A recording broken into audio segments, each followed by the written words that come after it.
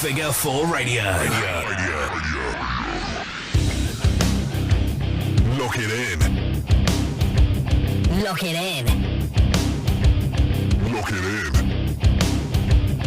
Lock it in. Lock it in. Figure 4 Radio. Good hello, you're listening to Figure 4 Radio. My name is The Killer Carlbrand, and this week we're going to reminisce about one of the greatest podcast series we have ever had here at Figure 4 Radio. As voted by me in 2015, it won the podcast series of the year for Figure 4 Radio, all because I voted for it and nobody else did. Anyway, we're going to check out some of the best bits from that podcast series, so buckle up, strap in, and here is the Killers Sharpshooter. Well, with all due respect, he's also suffering from anal bleeding. What?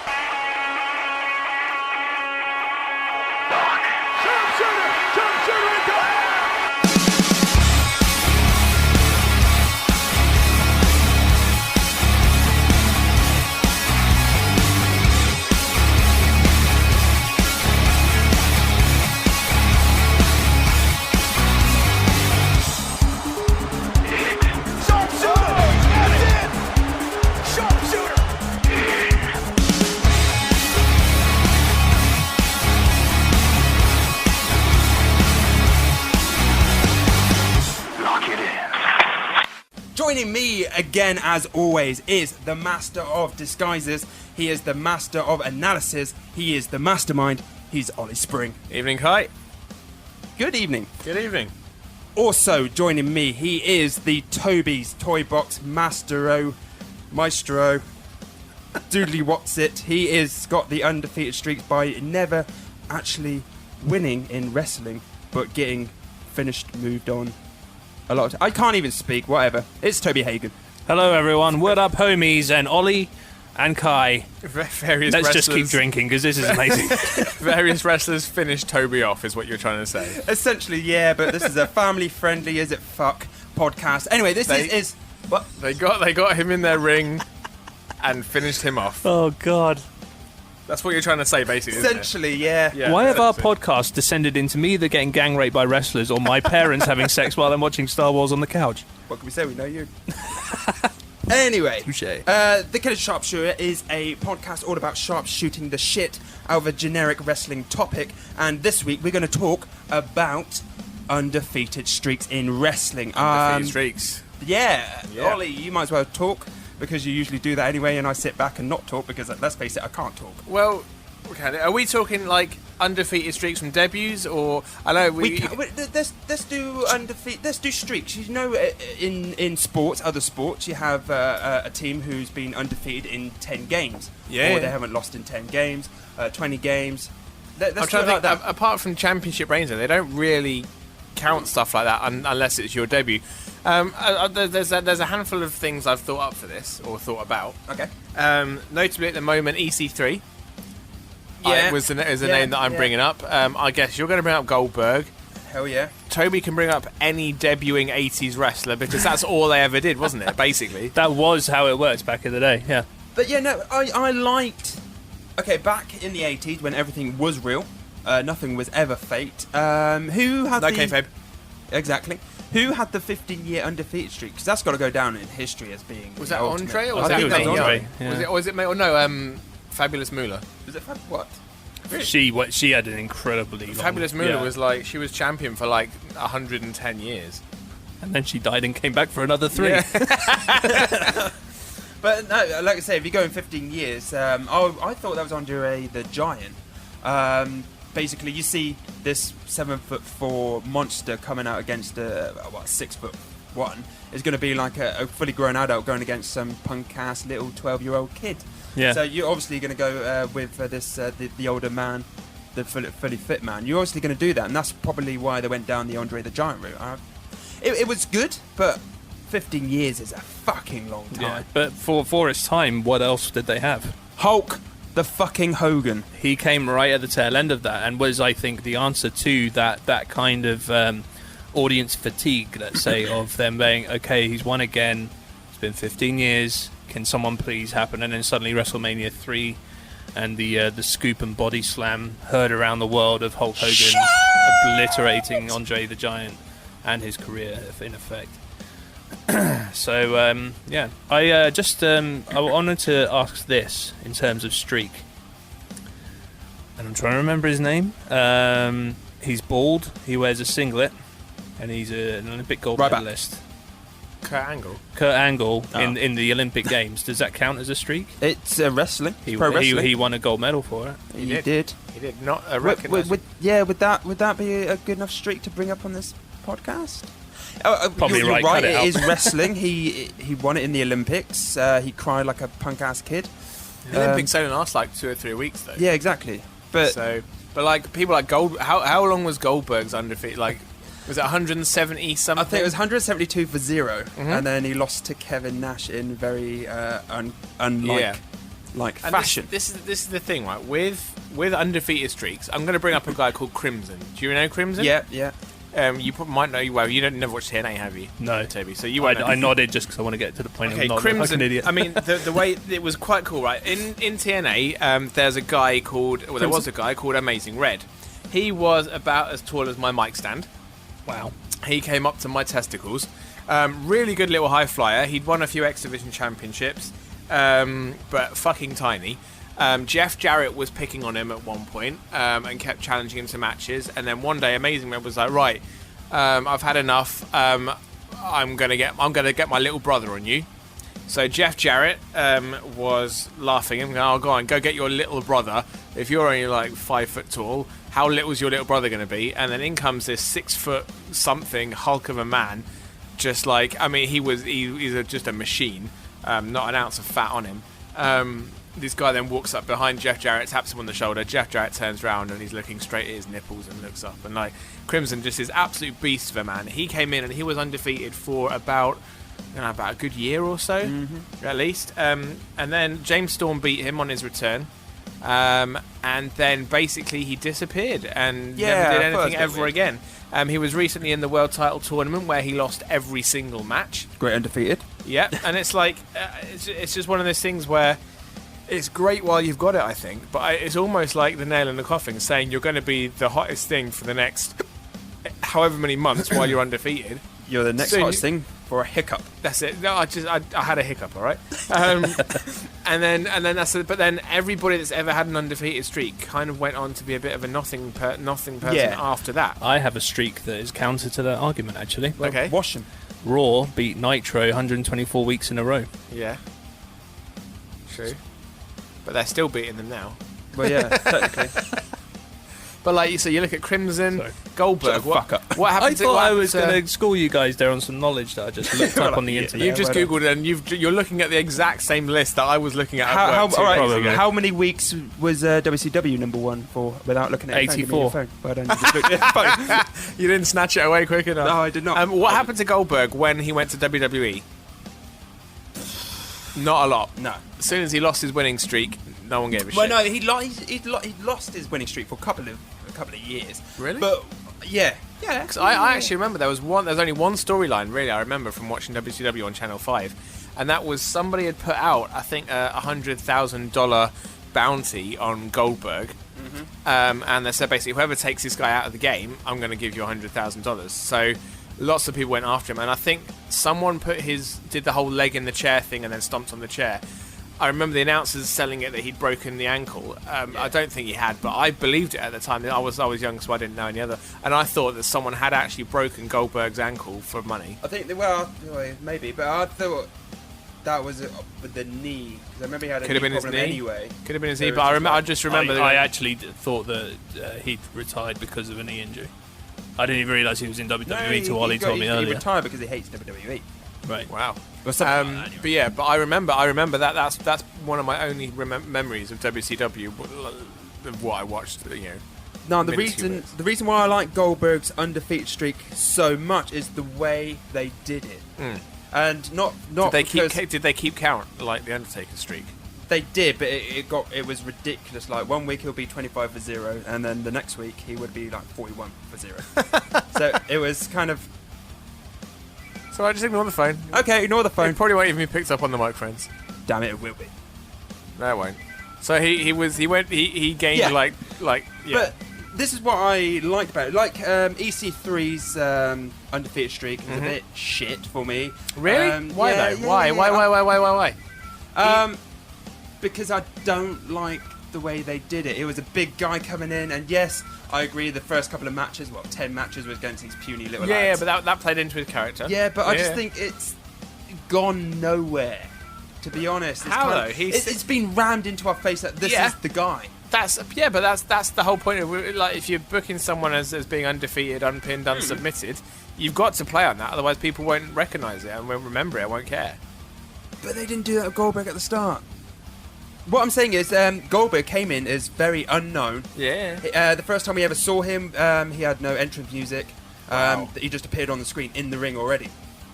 And then he had a couple of matches, and every week afterwards, there was something new happen. Like he would, the next time we would see him, he would come out, he would actually have entrance music and nothing more to it. He would just come out and do his thing. And win. The next time he would have pyrotechnics, a couple of wins down the road, and then all of a sudden you had this fucking army. So they built it from this man not really having anything, to having this whole fucking shebang about. You entrance literally music. saw a blank slate. Yeah, exactly. Yeah. Grow into this fucking beast, and you as a kid you bought into it. It was amazing.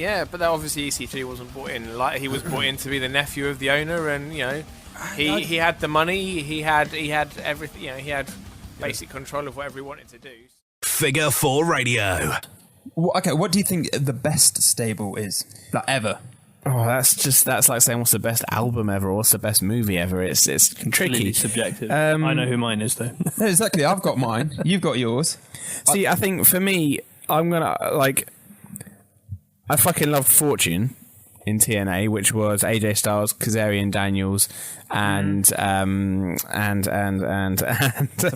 Bobby Roode. Yeah, James Storm, Bobby Roode, because basically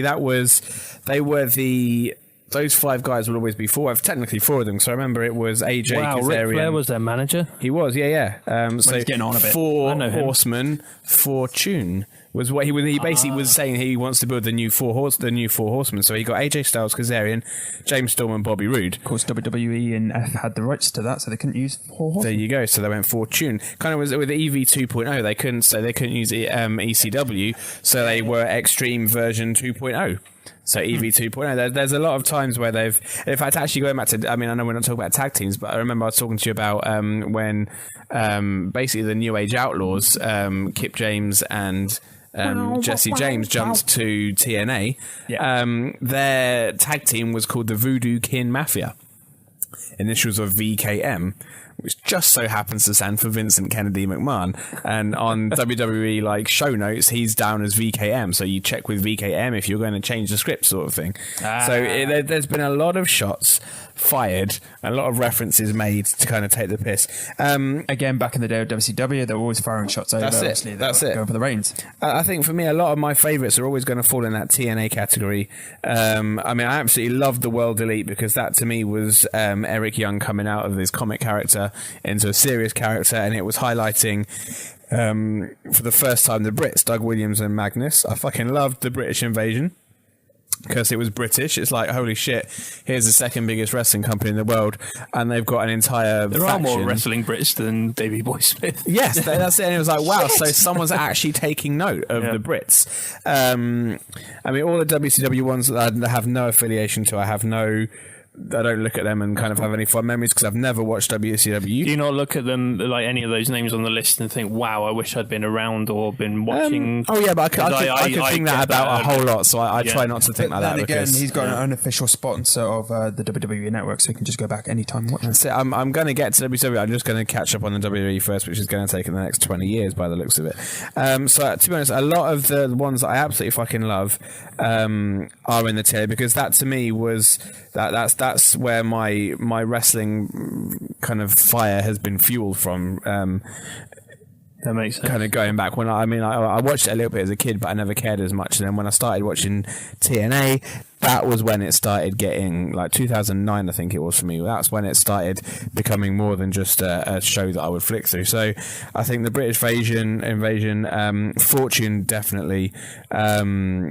the World Elite were some of my favourites without a doubt. I mean, looking back, you've got to say D-Generation X has always got to come in there, but at the same time, you can't not include teams like the Four Horsemen and the $1 Million Corporation. Granted, I never watched them as a kid, but you just look at the names and you look at the Heenan family, the impact they had on the industry. I mean, technically, I had to start with the Fabulous Freebirds as well, because they were revolutionary in themselves back in their day. I mean, look at there's just a lot of names to pick out, basically. There in the Heenan family, right? Big John Studd, King Kong Bundy, Paul Ondoff, Harley Race, Andre the Giant, Rick Rude, Hercules, Haku, Mr. Perfect. Like they were so just huge. Like they weren't just like muscly guys. Like they were real fucking brick shithouse bodybuilder kind of types, right?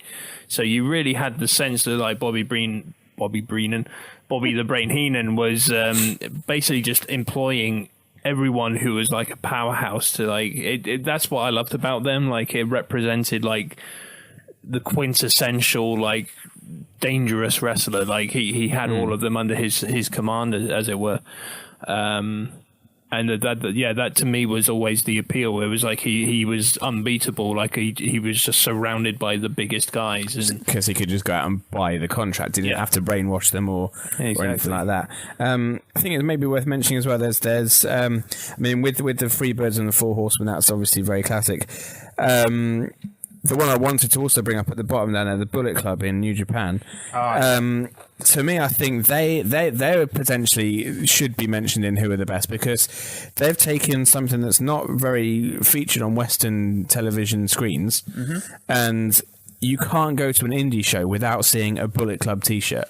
I like it because it's not very specific to one promotion. It's all over but then at the same time, because with New Japan, they don't necessarily tie you in and not let you travel elsewhere. So they have the opportunity to get around. But there's even a stable over here in the UK independent scene called the Buffet Club, which is a very direct play on that, and a friend of the show, Gene Money, is part of that. So we had a great honour in calling that show. We did, yeah. It was a great match. Absolutely. The first time we saw them, we called their match, and they have almost kind of broken the kind of the rules almost in the respect that they're not on the WWE network.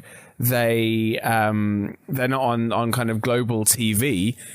Yet they are an absolute force to be reckoned with. I mean, they are. I mean, looking at Matt and Nick Jackson, isn't it Finn? NXT. I can't remember his second name. He's the NXT champion. Prince Devitt. Yeah, him. Finn is the name of the black guy in the new Star Wars movie. Yes, check that podcast out next week. Yeah, you're talking about Finn Balor, aka Prince. Isn't Devitt. He got the Balor Club in the same sort of identical That's it. Sort of logo and WWE are trying to cash in on that almost. Yeah.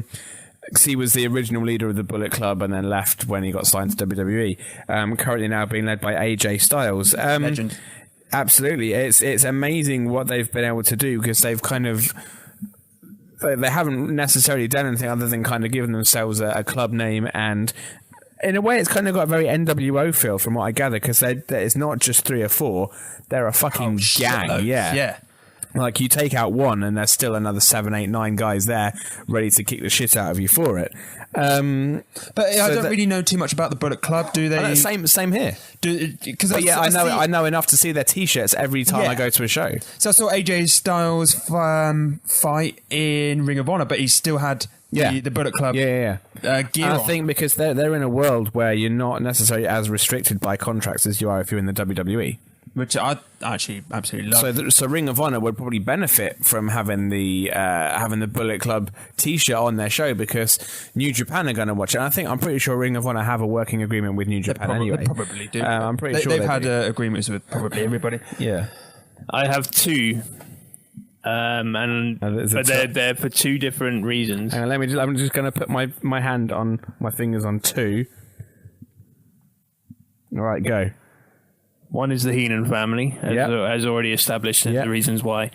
Second is the Machines. It was between. You were going to go for the oddities, weren't you? No. It was between the $1 Million Corporation, the Machines, and the Heenan family. For me. The $1 Million Corporation is up there for me, but it was at a time like the whole Underfaker thing. Like I kind of missed out on that whole period. You didn't. No, you didn't miss out. So, but yeah, I mean, I'm looking at that roster on this spreadsheet, and I'm just like, holy shit! I actually kind of want to go back and check out the $1 Million dollar corporation.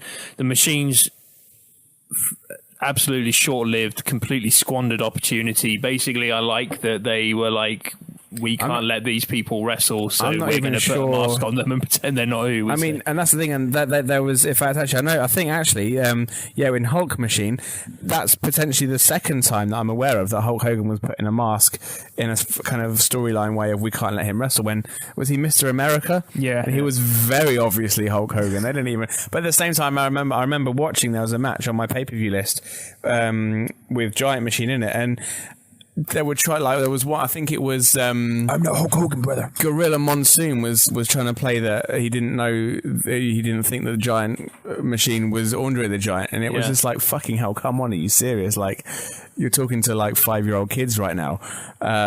Everyone else knows you're a fucking retard if you honestly don't think that. So yeah, it was. I think that weird. was part of the charm of the era as well.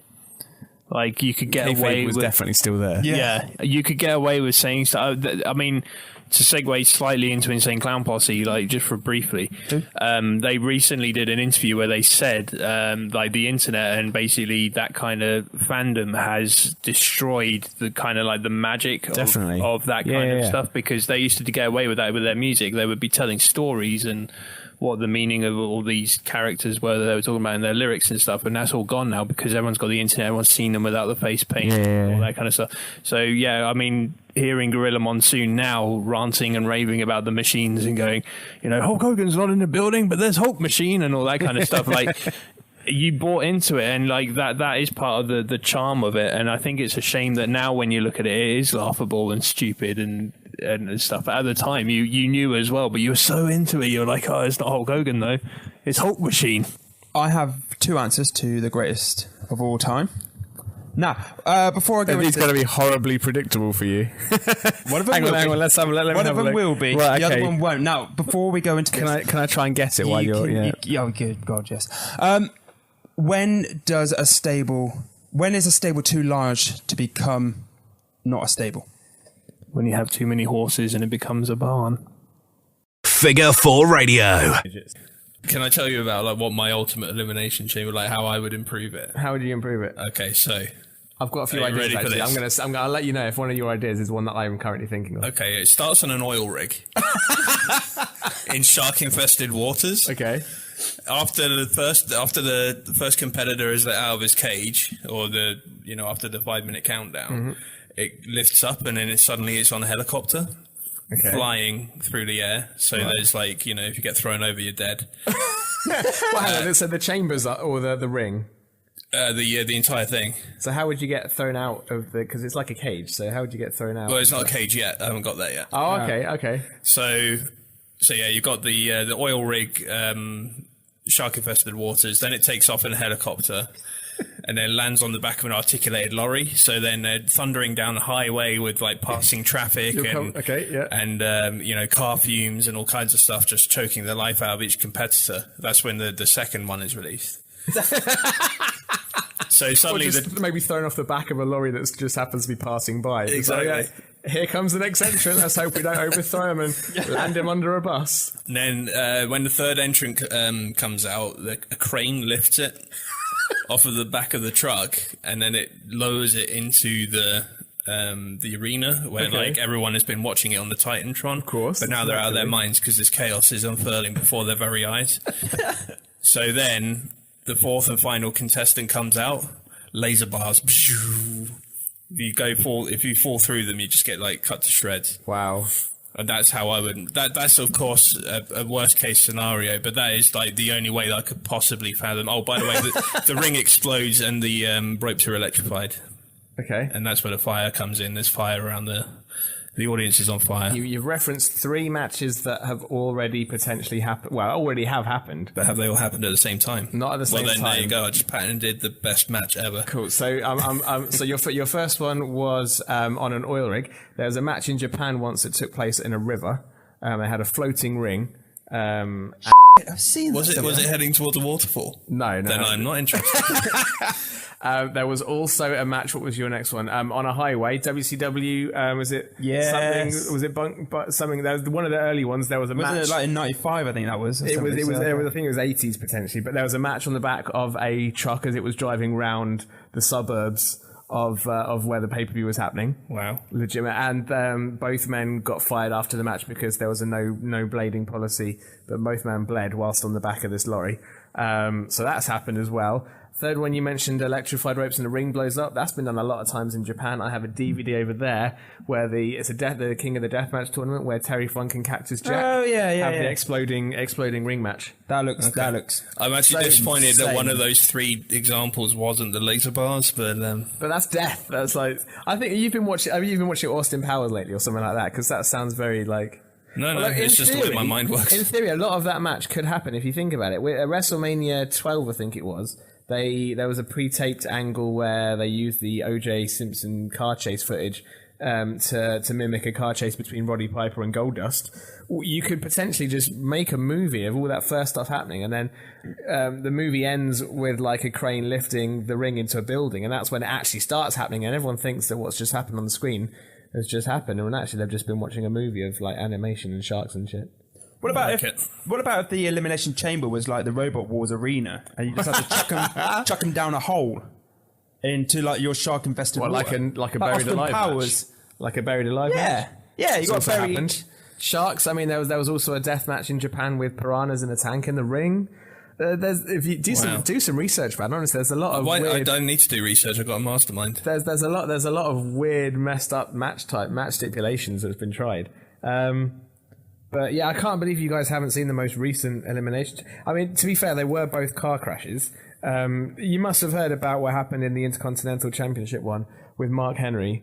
And like it's all over Botchamania for stars. Basically, Mark Henry wasn't meant to come out at a certain point, and I think Sheamus threw Wade Barrett into the side of Mark Henry's pod, and it wasn't meant to break, but the pod door smashed open, and like for a split second, Mark Henry stood on the side of his pod like, what goes on? Am I allowed out? Should I stay in? And they're like, well, you can't get disqualified. The referees are just like, they don't got a fucking clue what's going on. So Mark Henry comes into this match and he literally has no clue what to do or what is going on. And he basically looks like an amateur. Dolph Ziggler can be heard screaming orders at everyone like, give me a DDT or I'm going to kick you now. And all this sort of stuff happening. You've got to watch it just to see how bad it was because there were so many botches. And I think at one point as well, Mark Henry broke up a pin attempt that should have been allowed. And it got to one point where the commentary team couldn't even hide how bad it was. And they were like, oh, God's sake, Mark, why did you do that, you idiot? Like, because it's about elimination. No sense in breaking up someone's pin because you want people to get eliminated. There's no teams or anything involved. And that's it. That's exactly it. I mean, the tag team one there was more than a few awkward moments in there as well. It was just weird. It was. You've got to watch. Yeah, we should definitely watch them. But that is your favourite match, the Elimination Chamber. I wouldn't say it's my favourite. Well, okay. In terms of like stipulation, I would say yes. Or new discoveries. Of the new discoveries, definitely. To me, it's just it's taking something that's been done so many times before. Because like I remember, like Hell in a Cell, like I see there we go. They were billed as like they were made to squash all feuds and all this kind of stuff. And they now it's just like they put any old person in a Hell in a Cell match. Yeah, that's WWE brewing something awesome. Yeah. So what I liked about the Elimination Chamber to me was like it kind of looked like it was breathing a little bit of new life into something that was becoming stagnant and stale. What I was thinking, like, because you mentioned Hell in a Cell, one of my most hated stipulation matches is a cage match. Now, I don't mind cage matches for what they are, but it's when they're billed to be like, oh, you've been attacking me and all your goonies have been attacking me at every corner. Well, how's about a cage match? That'll keep your goonies out. No, it doesn't. The concept of a cage match is meant to be keeping everyone out and locking you in It's complete bullshit. You can walk out the door to win. Oh no, that's my beef with it. It's like not being funny. If you tell me, by the way, I'm going to lock you in this room with a real live tiger that hasn't been fed for a few weeks, I would cack myself. If you then said I'm going to put you in a room with a tiger, but it's like the door's open, walk out whenever you want. Just knock on the door and someone will unlock it for you. That's it, fine. I'll just walk out. Thank you very much. Obviously, I know it's not that simple in the matches because no one ever just walks out, but it's predictable and it's boring and it's not believable because usually it's like good guy versus kind of bad trio. Yeah. Like the Wyatt family versus Daniel Bryan. Oh, let's have a cage match. That'll keep the rest of the Wyatt family out. It never keeps them out. There's always interference.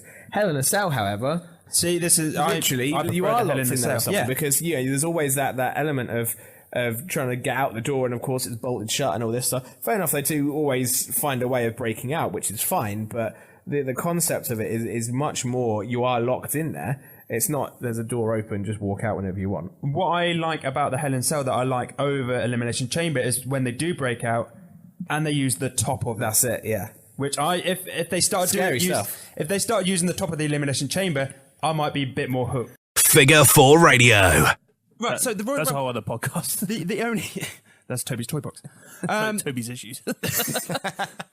The only issue I now have with the Royal Rumble, and it's grinding my gears a little bit, is there's no real storyline to them. Yeah, there was one, been, and now there isn't. There was one of them back in the early 90s where it seemed that everybody that was in the Rumble had some sort of... So everyone obviously wanted to win the Rumble, but there was also storylines for almost everybody in there. I remember there was things... It was when Rick the Model Martel was feuding with... Well, I think he just got out of the feud with Tito and he was just going into the feud with Jake Roberts. Right. So Jake Roberts came in and was like, he kind of held his ground and basically just waited for Rick to come out. And it was like, then Rick's music hit. Jake stopped everything he was doing, stood in the middle of the ring, was like, right, come on then, you bastard, let's go. Yeah. And then, I remember that one. Or it was either that was the other way around, or Rick was already in the ring and Jake's music hit and he made a beeline, sprinted to the ring, straight in the ring, straight to Rick Martel, started beating the shit out of him. Yeah. Sort of things like that. There was genuine heat in every person who came down to that ring. Everyone had a reason or somebody else to go after in, like a reason why. And this is the thing, is we're back to what we were talking about last week, logics. Yeah. What, like, if you were in the ring with 29 people, or 28 people that you kind of knew but had no beef with, and there was one person, then one person in that throng was somebody that you hate and you really don't like, and you fought them countless times and you hate them, you'd go straight for that person. You wouldn't ignore them. It's like like in Dark Knight Rises, like we're back to Batman again. Yeah. Why are we now being? I mean, ironically, I'm actually wearing Batman boxes today. But you know when Bane is stood on the steps of the stock, and Batman's literally just punching his way through people trying to get to him. He's not going to fight any other henchman that he doesn't care about. Yeah. That he's going to go straight for the guy that he knows is the guy, his guy. All right, that's you. We go. Let's go. Like, yeah, it makes sense, and I think the Rumble is, you've got 30 people in there. You've got so much opportunity to tell stories. Yeah, it's lacking everything. How many times in the past has someone been eliminated by someone, and then they've feuded up until WrestleMania, and literally their WrestleMania match was just, he eliminated him at the Royal Rumble, and they've been mad at each other ever since. It's so easy. It is too they easy. Don't use it. I think people are getting bored by it because I remember last year. Yeah, great. It's now just a match. Number 3 came out. Yeah, that was amazing. Man. Kaylee will tell you, the Phantom will tell you, like, I think she was downstairs at the time, and Bully Ray's music hit. I remember it. I screamed so loud she thought I'd hurt myself or was having a heart attack or something. Oh my God! It's Toby in your ass again. I had a similar reaction when DDP came out. Yeah. In fact, I think when we talked about this previously on another podcast at some point, we've mentioned this, I'm sure. It may, probably. Or even that was just us, me and you talking generally before we do a commentary. By the way, Figure 4 Radio does commentary for many wrestling promotions around the UK. There you go. Yeah, no, if you're a wrestling promoter and you're holding a Royal Rumble, book us because we'll go apeshit for it. I will even participate. Yeah. I'll literally run into the ring and dive over the rope. Just eliminate yourself, yeah. What is your favourite Royal Rumble you have ever seen? Or Rumble? I struggle because in many ways I think the match is so long, it's hard for me to judge a whole hour-long match based on I have one, but I can't remember who it was. Who won it? I don't remember who won it. It was someone, and I want to say it was Shawn Michaels, but it was one of the first ones. And he was in it was Ted DiBiase, I think. He was in the ring at like number 3 or something, and then he was still standing at like 27 or something. He'd been going for over an hour. He went in for about 57 minutes with Ted. Yeah, but he didn't win. It was unprecedented at the time. That was riveting. That was one of the very early ones. We're talking like 89, 90. Yeah. Maybe it's because we were there live. I think you know where I'm going with this. Stevenage. We were in Stevenage, Southside Wrestling. Oh, okay, no, but that's why I said Rumble. Like an over-the-top rope battle royal, as everybody other than the WWE has to call it. That was really good. Sticks. It was phenomenal. Sticks was the heel. Everyone hates Sticks. He's a brilliant at heel. That was the moment where he kind of turned face, I think.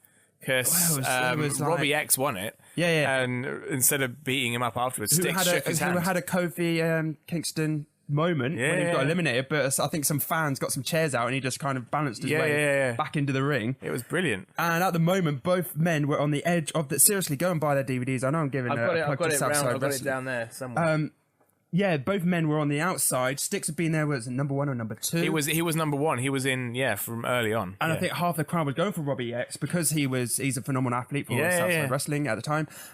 He was the babyface, and I think me and you and that were going for Sticks. We were Camp Sticks all the way. Well, I think phenomenal. Sticks' storyline at the time was that he'd had enough of the little guys and he was beating up all of the X Division type guys. Yeah. And then he was beaten by an X Division guy and he was like, actually, no, these guys deserve my respect. And then that's how he ended the match. That was good fun. That was really good fun. I've got another one, actually. Yeah. When you guys took me to my first EAW show and Joseph Parker came in. Oh, my goodness. We popped. We were on our feet screeching for about 5 minutes. Oh, that was epic. I mean, that was...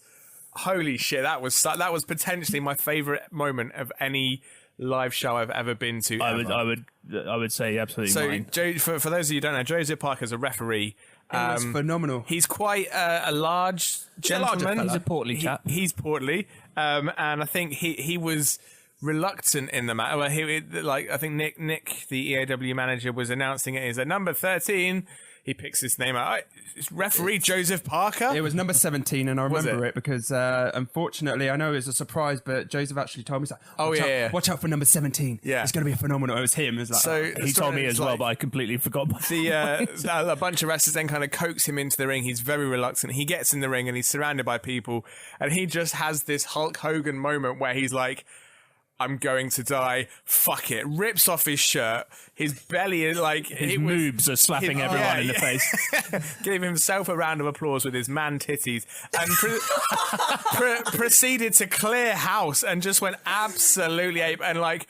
We were out of our seats. We were screaming, punching the air, clapping. Oh, it was brilliant. It was amazing. We loved it. I can't remember what year it was, but I think that was my standout Rumble moment. Yes, that was January Rumble. That was it must have been 2014 because they always have their. Oh no, it was the end of 2013 because EAW hold their Rumble at the very end of the year, and then the winner can go on to hold the. I tell you what, the thing. fellas, breaking kayfabe, but the fellas who took those clotheslines sold it. Yeah. I mean, they looked like they hurt the way they did that, and Joseph was just had this moment of going. It was the most over moment I've ever seen. Yes, and I think because Joseph, he's got a referee character because everyone's always like fire the ref or sack the ref, and he's like a hated ref, but then everyone kind of respected him because now he's just a guy of that shape. Generally, you probably wouldn't want to take your top off in public, but he did it.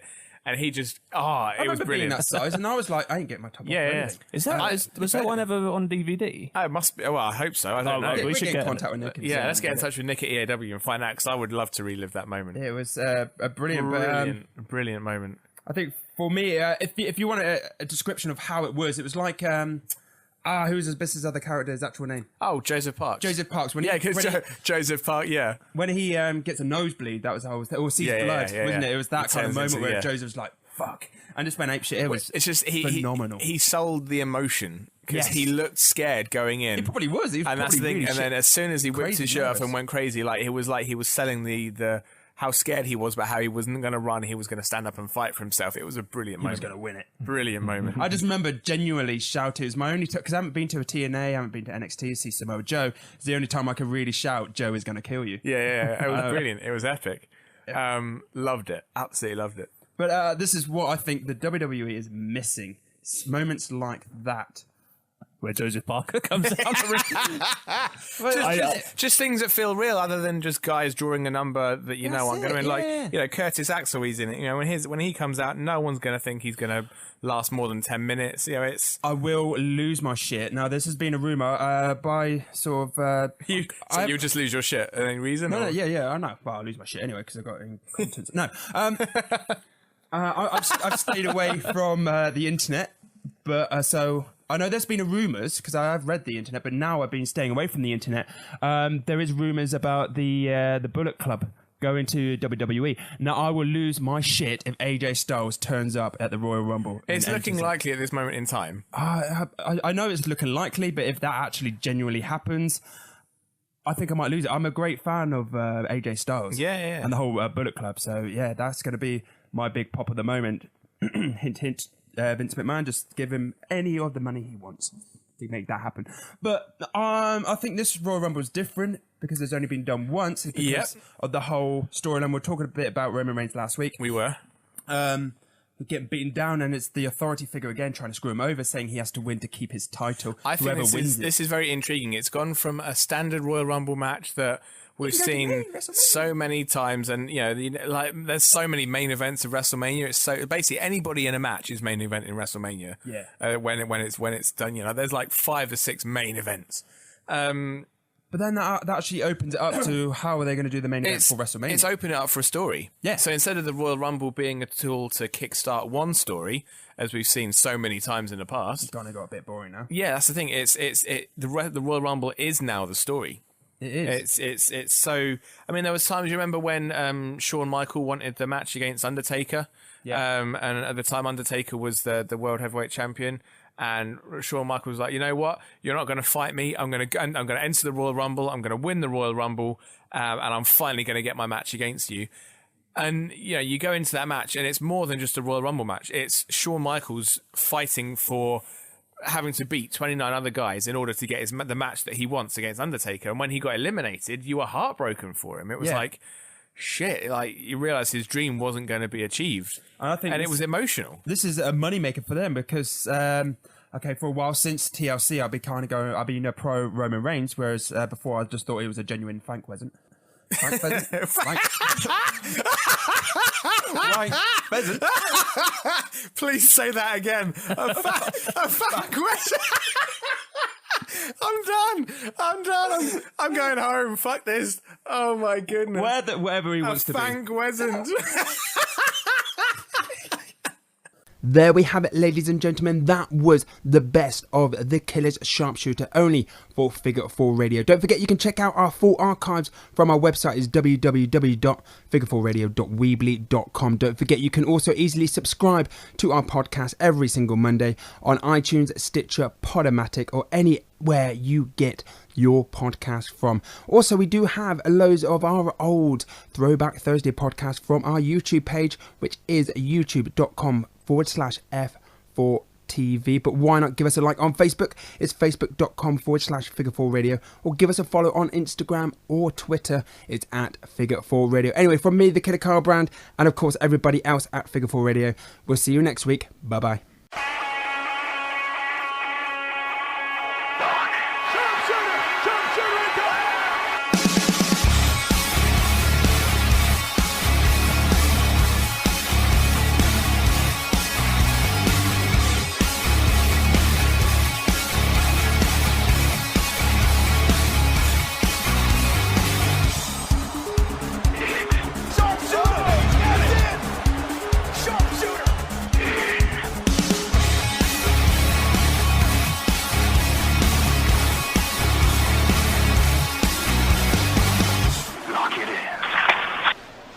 Tell me he didn't just say that